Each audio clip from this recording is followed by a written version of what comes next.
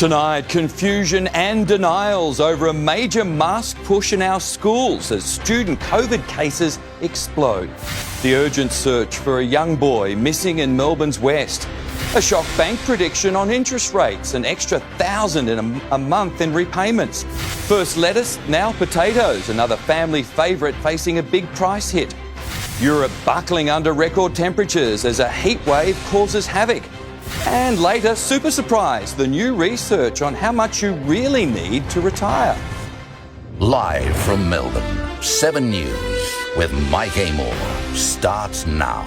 Good evening. Victorian schools are telling all students over the age of 8 to mask up in class in a major new push launched overnight. The Andrews government is rejecting claims the move is a mask mandate by stealth, highlighting an explosion in COVID cases in state schools. It's not a mandate, but the mass mail-out by schools last night asked all children over 8 to mask up until the end of winter. I would not read anything into the timing of this letter other than it is just reinforcing the strong recommendation from the Health Minister last week to wear masks indoors. If you want to have a mask mandate, at least have the courage to go out and say it. I don't think there should be, but at least if the Premier wants to say it, then say it. You know, have the courage to tell parents what you're actually trying to do. The government says cases have exploded. In the last week, the number of students with COVID increased 148%, from 660 students last Monday to 1,642 as of yesterday. 275 teachers have COVID, up 82. They've missed enough school, and if this can stop some of this COVID or other sicknesses spreading and keep classes running, then that's what we all want. It doesn't really change things for us. We know that the best place for our students is to be here in their classrooms, with their friends, with their teachers. So we'll put whatever measures in place that we need to make that happen. Experts agree leaving the decision up to parents could segregate children. We know that kids form groups easily, and what will happen is there'll be one group of masked children and one group of unmasked children. There are now 897 Victorians with COVID in hospital, up 76. 25 people have died, and we added another 12,000 cases. There were 300,000 cases or thereabouts reported over the last 7 days, and I think the CMO and I are pretty confident that the real number is likely to be more than double that. Charnel Vella joins us, and Charnel, it's not just schools bringing back masks, workplace are being urged to as well. Mike, the Chief Medical Officer says the sub-variant has increased their alarm and has triggered an urgent change in health advice. They're now asking Australians to help stop the spread by strongly suggesting that people mask up at work and indoors. They're also asking employers to allow people to work from home if possible. Over the last 7 days, only 50,000 Australians received their third dose. The federal government also wants to see that number increase rapidly. Mike. Charnel, thank you. COVID vaccines for children as young as 6 months have now been conditionally approved in Australia. The TGA has ticked off on Moderna for use in children aged up to 5 years. We're all negotiating pretty furiously with Moderna for that supply. Once the federal government secures supply, parents will need to wait for official advice from ATAGI before booking children in for the vaccine. Police are racing to find a 13-year-old boy missing for 24 hours in freezing conditions. Sarah Jones has the latest from Werribee. Sarah, police are especially concerned because of the weather.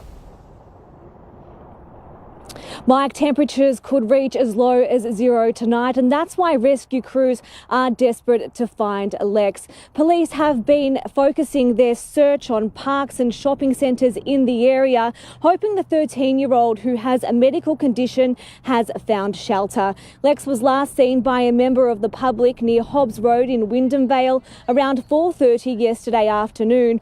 Local police, SES, the Air Wing and Mounted Branch have spent the day searching near the Werribee River. Lex was last seen wearing a camouflage hooded top, camouflage pants and socks without shoes.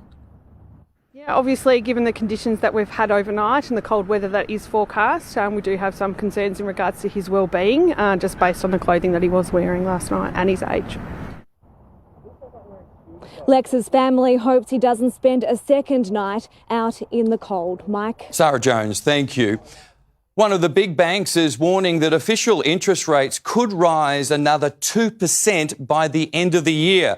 The ANZ prediction could add an extra $1,000 a month to the average loan repayment.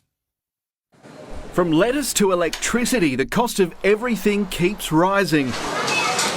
Inflation and uncertainty prompting a big call on the Reserve Bank's official interest rate from one of the big four. We think the RBA really has no choice but to take interest rates through to that restrictive level of 3% or higher by the end of this year. ANZ predicting a peak of 3.35 by November, which is a jump of 2%. If that happened, it would be the fastest increase to the cash rate in our history. It could go higher. Certainly, I think there are scenarios in which it does go higher. The other big three are more conservative, each tipping 2.6% by next February. Everybody agrees that rates need to go restrictive. There's now disagreement about what's restrictive. Assuming ANZ is right and based on the hike from April to November, you'd need over $900 extra for a $500,000 loan, over $1,300 more for $750,000 and almost $2,000 extra for $1 million loan. But it's entirely circumstantial. Some people would actually benefit from a higher rate,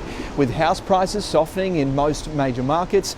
This would also help savers save more. I would like to see that banks continue this good behaviour and pass on these hikes to savers. This should be their time in the sun. Nationally, over the second half of the year, I wouldn't be surprised if we did see housing values down somewhere between, say, 5 and 7%. The RBA says households are in a fairly good position with buffers to handle interest rate increases, but offered no guidance on what the next one may be. They will be reading the data at every step of the way and making informed decisions month after month. Tom Hartley, 7 News. The death of an elderly pedestrian in the northern suburbs this morning has led to an urgent plea from police. Paul Dowsley is in Coburg, and Paul, an 85-year-old man was struck by a car there this morning. He was in the middle of busy Bell Street, Mike, trying to cross in the dark, not at a set of lights, just before 7 this morning, when he was struck by a Hyundai as he made his way across to the footpath. The car stopped, but the victim, an 85-year-old from Coburg, died on the road. He is the 28th pedestrian to be killed on Victorian roads so far this year. That's equal to the entire total for last year. Keeping in mind the past couple of years' deaths were lower due to lockdowns. But the 5-year average for pedestrian deaths up to today's date is 20. In June alone this year, 10 were killed. It's inattention in some cases. It's people not being quite present and being around, aware of their environment. That's including drivers and the pedestrians. Of this year's 28 pedestrian deaths on Victorian roads, 20 have been males, Mike, and 19 have been aged 55 and over. Paul Dowsley in Coburg, thank you. A family's fight for justice has been dealt a new blow with a legal victory for fugitive killer driver Puneet Puneet. He's been released on bail in India, providing another setback in the fight to bring him back to Victoria. Australia's most wanted killer driver has regained his freedom relatively cheaply. The Delhi High Court accepted a bail bond of just over $3,500. The family of Dean Hofstee, the teen Puneet Puneet killed in 2008, fears he'll attempt to disappear again. Yeah, I think it's a genuine fear that he's going to take off and prolong everything. Another obstacle has emerged in the extradition process. Puneet's wife has filed domestic violence allegations against him. Her lawyers have applied for the extradition to be put on hold until her complaint is dealt with. He seems to play the victim, whereas he's the perpetrator of a crime in Australia. He's killed a person. He's killed my son. And he should be brought to justice. Puneet Puneet was granted bail to care for his ill parents. Lawyers representing Australian authorities opposed the application on the basis that Puneet was a flight risk. He was on the run for 4 years after fleeing Australia on a friend's passport. Surrendering his passport is one of Puneet Puneet's current bail conditions. He's also expected to report to police weekly and send his location to them daily. The next hearing is due in October. It will be the 14th time the matter has gone to court since extradition was granted 11 months ago. Cameron Bowe, 7 News. We're being warned the humble spud price could surge, with Victorian potato farmers no longer able to wear the soaring cost of production. It's the latest food staple price rise, putting pressure on the household budget. When the chips are down here, expect to pay for it here. As the cost of production continues to skyrocket. Fertiliser, fuel, chemicals, labour's a big one. It happened with lettuce, now potatoes face a price rise. It's crunch time for Victorian growers, no longer able to absorb the extra costs. Growers have actually had to cover these costs over the last couple of years. We can't afford to keep copping that. Chris Stevens and Danny Marr are fifth-generation potato farmers. Their spuds are turned into chips for the fast food outlets and major supermarket brands. A kilo of processing potatoes currently fetches around 30 cents. They want double that. And it relates to very little at the retail. It's less than 2 or 3 cents on a serve of chips. Everyone eats vegetables on a daily basis, but not much thought goes into what it actually takes to grow that product. And expect to pay more for a humble fresh spud at your local greengrocer or supermarket. We have got some increases, and there probably are some increases to come, I would say. Farmers here from Ballarat's growing region have issued a stark warning. If they can't recoup their costs, a mass exodus of growers could lead to a nationwide shortage of spuds as early as February next year. There needs to be sort of the understanding from a consumer's perspective, I guess, that the grower can't bear that cost forever. Sonia Marinelli, 7 News. Victoria is facing a gas shortage this winter as other states drain our supplies. Emma O'Sullivan joins us live. And Em, there are concerns about our gas reserves. Mike, the watchdog that operates the wholesale market, is worried about how much is being taken out of Victoria's reserves, in particular the low level in storage at the Iona plant at Port Campbell in the state's southwest. Currently, generators interstate are buying up our gas supplies because at the moment here it's cheaper, but now they're being warned to look elsewhere to ensure that we have enough for winter. It's not the only source of gas for Victoria, but what it does mean is that there is a risk that there will be a shortage of gas in the future, and what they're doing is putting action in place now in order to prevent that from happening. And currently there's no impact to supply or prices for households. Mike? OK, Em, thank you. More native animals are at risk of extinction, according to a dire report on Australia's natural environment. It's found we have one of the highest rates of species decline in the developed world. Sounding the alarm. Activists gather outside the National Press Club in Canberra.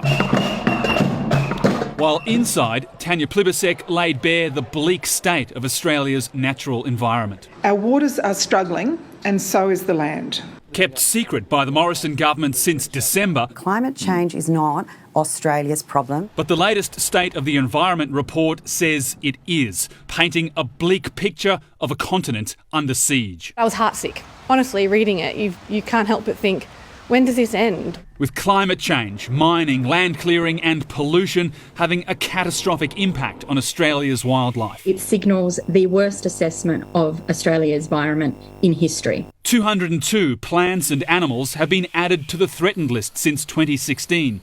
Australia's now marching more mammals to extinction than any other continent. We are on the brink of losing Australia's koala. Floods and fires are getting worse. The Black Summer bushfires killed or displaced up to 3 billion creatures. Those bushfires were an ecological bomb. The government says it's heeded the warnings, promising a once-in-a-generation overhaul of the country's weak environment laws and an independent body with the power to enforce them. It has to be our watershed moment. Promising it will be, the government has now set a goal of protecting a third of Australia's land and oceans by 2030. It's well past time we get to work. Before it's too late. Rob Scott, 7 News. Melting runways have forced the closure of airports in England just as temperature records tumble across Europe. France is facing a heat apocalypse, while Spain is facing the biggest battle of all. As fires close in on a Spanish town, running from a wall of flames through the smoke, a man. A final attempt to flee, his clothes alight as he runs. This is what Europe's heatwave means for the community of Zamora. Gripped by the emergency, residents have to step in to help firefighters save their homes. Nearby, a passenger train was surrounded by the blaze, with few options to escape the danger. In Catalonia, locals rescued horses from private stables as another fire closed in. The fierce heat is testing Europe, the EU scrambling to find more water bombers. The trends are unmistakable. We have an increased frequency and intensity of forest fires if we look over the average over the years. Britain's heat emergency closed an airport and an Air Force base when the runways melted. A car exploded as people waited in queues for the beach. The coastline was packed as temperatures peaked at 38.1 in Suffolk. Wales recorded its hottest ever temperature, smashing the previous record by 2 degrees. The numbers might not sound so extreme to an Australian, but barely 5% of British households have air conditioning. Few public spaces have shade, and not many shops have awnings. This is a country built to beat the cold, not the heat. The advice here, stay at home, with the temperature only expected to keep on rising. In London, Hugh Whitfield, 7 News. Melbourne holidaymakers returning from Bali are being warned they'll be fined if they don't declare they've travelled to rural areas of Indonesia. It's part of a desperate bid to keep foot and mouth disease in livestock out of Australia. I would say it probably only added like an extra 2 minutes to the checking out process. They were very hyped up about it, but once we touched down, as long as you said that you've scrubbed your feet and cleaned everything, it was a pretty easy process. Farmers fear an outbreak of the deadly disease could cripple our beef and dairy industry. There are warnings footy fans could be the losers in the next AFL TV rights deal, tipped to be the biggest in the history of Australian sport. Foxtel is now pushing to show even more games on pay television, forcing supporters to fork out for the privilege of watching their team. The AFL is eyeing a record new TV rights deal, but it's footy fans that could pay the price. I reckon all footy fans are at risk of being shortchanged. Foxtel reportedly wants more bang for its buck in the next rights agreement, proposing extra games are shown on pay TV in previously protected markets like Western Australia and South Australia. Nothing annoys Port Adelaide fans more than watching a game on delay, let alone not being able to access it on free-to-air in the first place. Yeah. I think it's the most crucial thing for fans, and being a fan of the game myself and growing up and not having access to footy, being able to watch it on free-to-air TV is so important. And I just urge the AFL to pull back.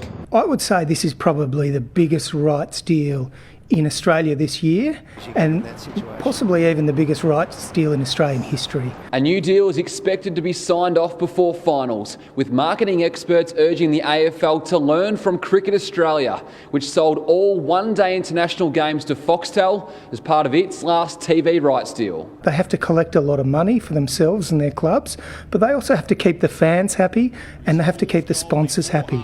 And one of the key parts of that is having big games and big games on free-to-air television. Mitch Cleary, 7 News.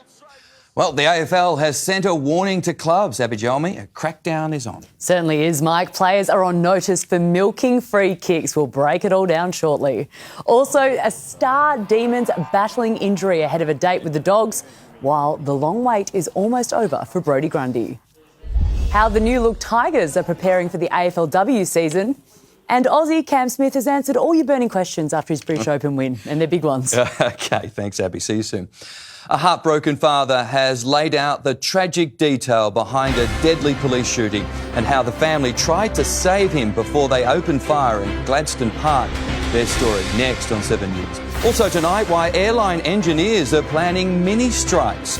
The breakthrough promising to shake up the way we use antibiotics. And later, a new grocery price war. An unlicensed drug driver has been sentenced to 8 years behind bars for killing a pedestrian. The victim had been walking to church when he was struck in Epping on Valentine's Day in 2019. Driver Haralambos Sigaletos had run a red light and didn't stop. Your driving showed an impatient and total disregard for other road users and resulted in the tragic death of Alexander. The victim's family has described him as a much-loved brother and uncle. A heartbroken father has revealed how he tried to get medical help for his son days before he was shot dead by police. Gabriel Meso was killed in a northern suburbs park after carrying out a frenzied attack on his mother. 1 minute after arriving on scene, police fired 3 shots, killing Gabriel Meso. He had just attacked his mother in a stabbing frenzy in a Gladstone Park reserve. Mr Meso's father told a coronial inquest the family had tried desperately to get Gabriel help from mental health services in the years and days leading up to his death. The 30-year-old suffered bipolar disorder with periods of psychosis, but just 3 days prior to the deadly shooting in July 2020, Mr Meso accepted he needed to resume treatment. The next day, his mother drove him to Broadmeadows Hospital for help, but they were turned away. On July 15, he was arrested, taken to hospital but discharged and later bailed. Then on July 16, he attacked his mother with tragic consequences. Gabriel Meso lured his mum to the park. In texts, he told her, "I'm so sad, I need to see you." She obliged. "OK, Gabby, I will see you." Layla Meso suffered life-threatening injuries. She lost an eye and has an acquired brain injury.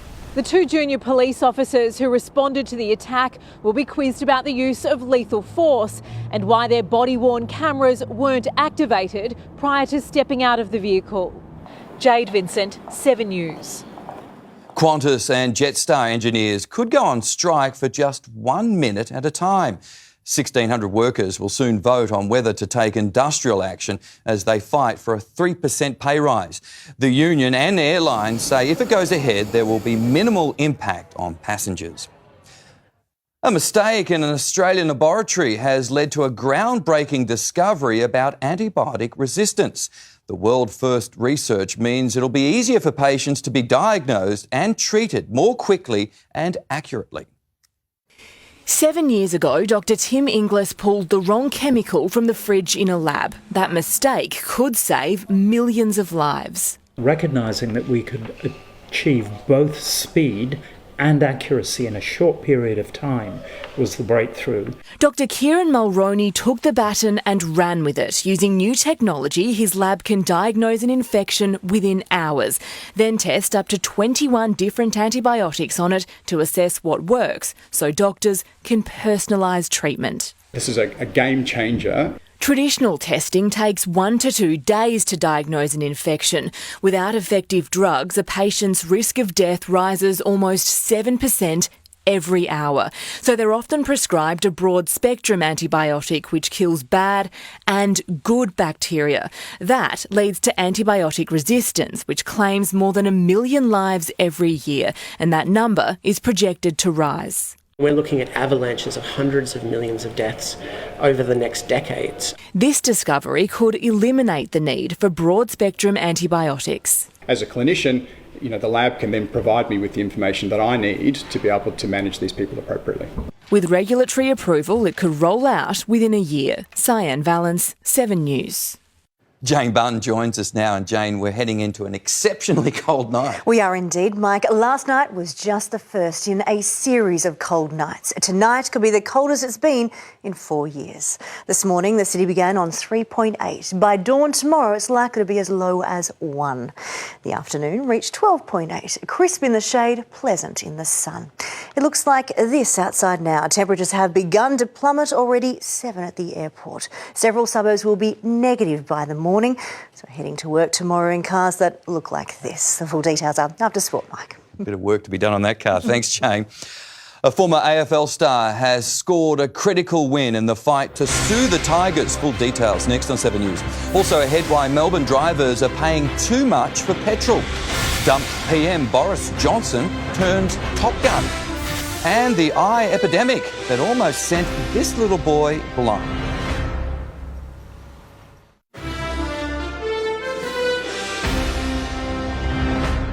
A former AFL star has been given the all-clear to sue the Richmond Football Club. Ty Zantuck wants compensation from the Tigers for long-term back and concussion injuries in what's described as a landmark case. It's been 2 decades since Ty Zantuck played footy for Richmond. That's a knee. But he's still undergoing surgeries to repair the damage which he alleges was caused by the club's negligence. The back injuries have been catastrophic for his general enjoyment of life, his enjoyment of his young children, his ability to work. He suffers from chronic pain and a brain injury allegedly caused by mismanaged concussions and is now suing the Richmond Football Club and 2 doctors for personal injury claims. That was a nasty clash of heads.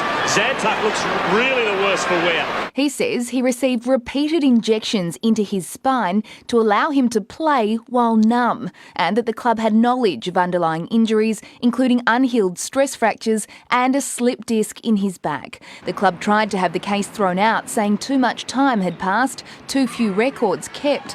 But a judge decided a fair trial was possible, partly because there's so much video evidence. The judge said Zantuck shouldn't be criticised for delaying legal action because he had tried a number of times. In 2012, lawyers told him there was nothing they could do because no one had ever successfully sued the AFL and its clubs. This is it. This is the first time that the AFL will be, and the clubs will be, accountable.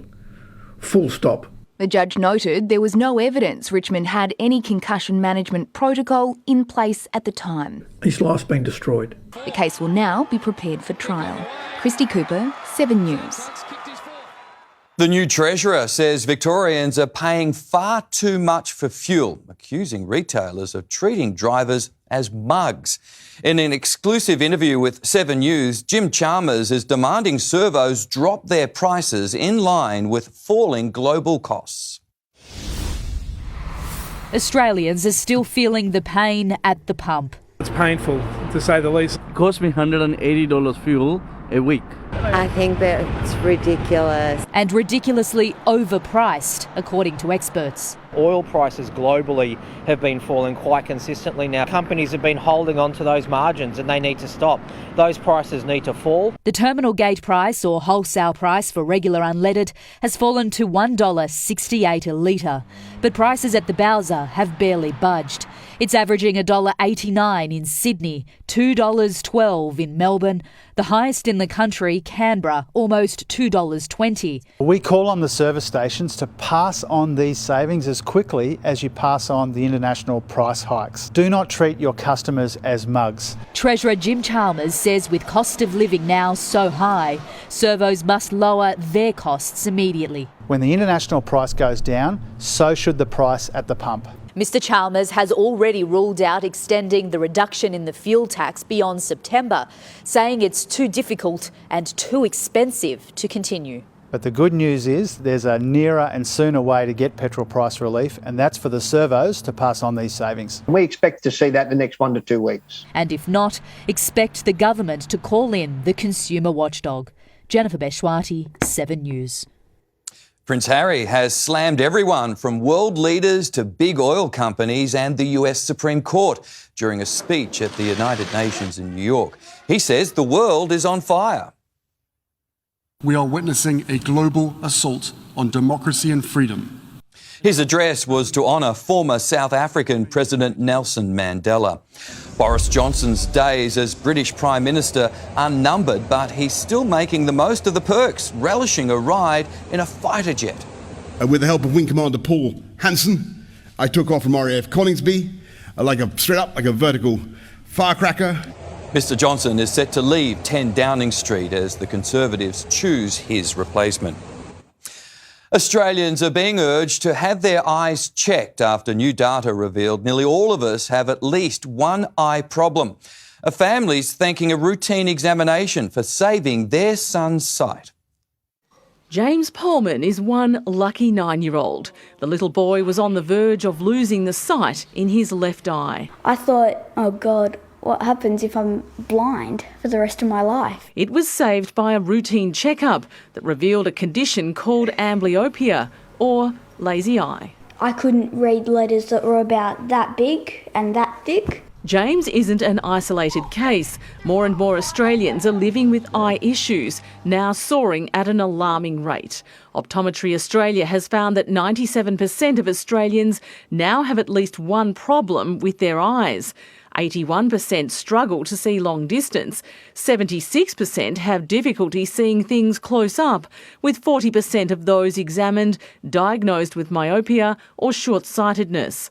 The big cause behind the surge, a drastic increase in screen use. 35% of respondents were reporting a whopping 3 to 8 hours a day increase in screen use since 2020. Another concern is the eye disease glaucoma. There's 150,000 Australians out there right now with undiagnosed glaucoma. Optometrists recommend a checkup every 2 to 3 years and advise parents to ensure children get more green time and less screen time to keep their eyes healthy. He'll always have an impairment, but he's not legally blind anymore. I'm so happy. Jackie Quist, 7 News. If you're preparing to retire, you might not need as much money as you think. We'll break down the new data next on 7 News. Also, a refugee's legal fight for compensation over hotel detention in Melbourne. A van swallowed up by a giant sinkhole in New York. And the major supermarket offering big savings to keep you shopping online. A refugee has taken the federal government to court over his detention at the infamous Park Hotel in Carlton. Mustafa Aznabar was brought to Melbourne to receive medical attention, but was instead detained at the same hotel Novak Djokovic was held at earlier this year. He also spent 13 months at the Mantra Hotel in Preston, where he was kept indoors for 23 hours a day. It was worse than Manus Island. This is because I didn't have fresh air. He argues he was unlawfully detained and is seeking compensation. New research is challenging the widely held belief that you need over $1 million in superannuation to retire in comfort. Analysts say a frugal single person on a part-age pension can manage with just $88,000 in the bank. Anne Sanders explains. Who wants to be a cash millionaire? Well, many do, but these figures from Super Consumers Australia say you don't need to be. It all depends on whether you're planning a low, medium or high spending retirement.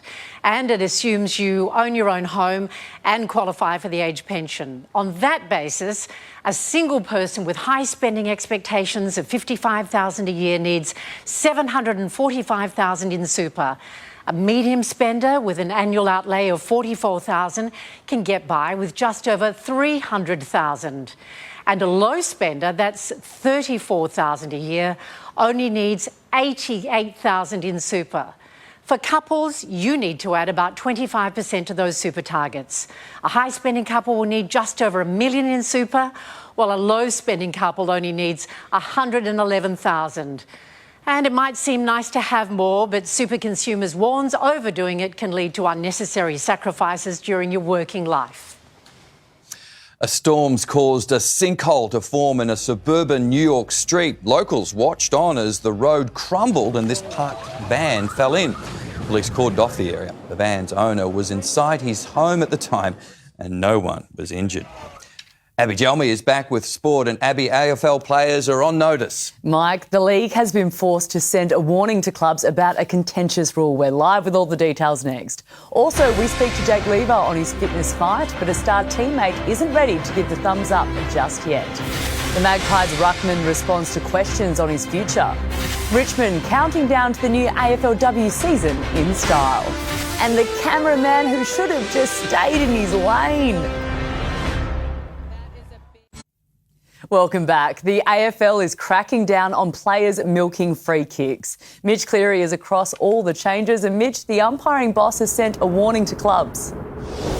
Well, Abby, they've waited until round 19 to reiterate those head-high rules. The clubs today receiving an AFL memo which says we want to be clear. If the umpire believes the ball carrier is responsible for the high contact, then they won't be rewarded. In recent weeks, free kicks for Jack Ginnivan have dried up, while the league conceded that Cozzy Pickett was incorrectly given a free on Sunday.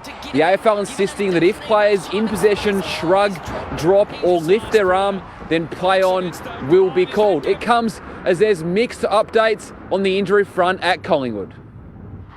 His future remains undecided. Now Jordan De Goey's quad injury will force him to miss a third straight week. But there's better news for Brodie Grundy after his long-term knee setback. Yeah, putting my hand up, so yeah. What do you have to do? What boxes do you have to tick? I'm going to be finding that out today, but I've had some really good preparation. Available for Sunday's clash with Essendon, but growing doubt Grundy will see out the final 5 years of his mega deal at the Pies. Do you expect to be here next year? Are you prepared for the club to come forward with any question of you? I'm not going to be dragged into that, obviously. I signed a long-term deal and looking forward to getting back into the team. Another Magpie turning his hand to the cafe scene. It's all right. Brodie Myercheck buying into Hawthorn's whiplash with Collingwood teammates. It's all a learning experience, and we're all excited to get involved and see where it goes. One Magpie enjoying the free coffee more than most. I'll say the captain, Pendles, yeah. Mitch Cleary, 7 News. Melbourne could be without two of its stars for Saturday night's blockbuster against the Bulldogs. Jake Lever needs to prove he's overcome a shoulder injury, while Clayton Oliver also remains in doubt. After being left to twiddle his thumbs on the sideline, Clayton Oliver hit the track with teammates this morning. The midfielder no certainty to face the Dogs on Saturday night as he looks to return from a broken thumb. Scans have cleared Jake Lever of serious damage to his shoulder, but the D's are yet to make a call on their injured defender. Had a bit of a bung shoulder anyway, so I don't think there's too much more damage, which is good. 6-day break might hurt me, but I'm looking forward to hopefully getting up. Angus Brayshaw was sporting a protective wrist brace. The club says it's precautionary, while Ben Brown looked ginger as he limped around on his sore knee. The forward still expects to face the Dogs. Fingers crossed. I think I should. Something I've got to keep working through, which I've been doing for years. The D's had a special guest at training, with England rugby coach Eddie Jones stopping by. St Kilda players have done some soul searching after another inconsistent outing left their season hanging by a thread. More honest and hard conversations which have needed to be had to show that, we care about this football club and care about taking it to, a successful place. Ruckman Paddy Ryder was a keen onlooker at training, days after being ruled out for the year with a calf injury. For years, Geelong have been the dad's army of the AFL, but the kids down back have helped the Cats claw their way back to the top of the table. Seeing Sammy De Koning step up, Zach Guthrie step up, and it sort of feels like it's our time a bit, and to take over that back line. Natalie Anides, 7 News. Richmond is planning on heading into the new AFLW season in style. Players launched their campaign photo shoot at St Kilda's Espy Hotel. It's a short turnaround from last season, which finished just 3 months ago. Yeah, it's hard. You don't get much of an off-season, but I guess this is sort of the sacrifices that we have to make if we want to become more professional. At Richmond, we're really excited. We've hit the ground running, and very quickly the season's approaching. It will be the Tigers' 4th season in the competition. They face Geelong in the first round next month. Runners narrowly avoided disaster in the men's steeplechase final at the World Athletic Championships when a cameraman lost focus. Check this out. That's why the field spread. That is a big mistake there, Lee. That takes a lot out of you. 2 Australians competed in the middle distance final for the first time at the World Champs. Jessica Hull finished 7th and Georgia Griffith 9th in the 1500 metres, with medals on their minds for the upcoming Commonwealth Games. And Aussie Cameron Smith has jumped to number 2 in the world of golf rankings on the back of his success at the British Open. And the biggest question in golf has finally been answered. Everyone's been asking the question of how many beers fit in the claret jug. It's pretty much exactly 2. Had a good night last night with it. Smith also found out if the claret jug fits in an overhead compartment on the way back to the US. Reports continue that the Open champion will defect to the Rebel Live Tour for a potential $130 million. Mike, not bad money if you can get it for a 28-year-old. A lot of beer too. Oh. Thanks, Abby. Supermarkets are pulling out all stops to win over online shoppers with a new price war kicking off. Coles' biggest online-only sale of the year begins tomorrow, while Woolies is promising speedy deliveries. Staff are busy trying to keep up with shoppers who are returning to bricks and mortar stores in growing numbers.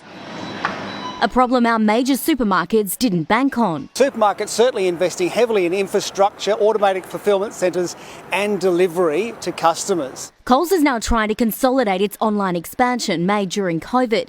It's an $8 billion industry supermarkets want to maintain and grow.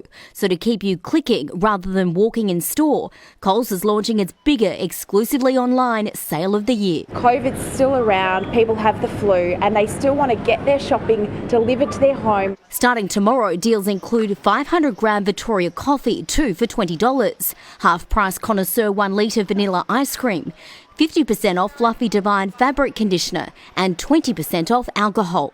The battlefield clicks not only over price, but for the need for speed. The challenge now is how quickly can I get those products to your kitchen bench. Woolworths' new Metro 60 service with Uber, promising to deliver for a range of 4,000 products in under 60 minutes. Launching in Sydney, with expansion plans for other capital cities. Like all retail, supermarkets are suffering chronic staff shortages. Here at Coles, there are currently 4,000 positions vacant across the country.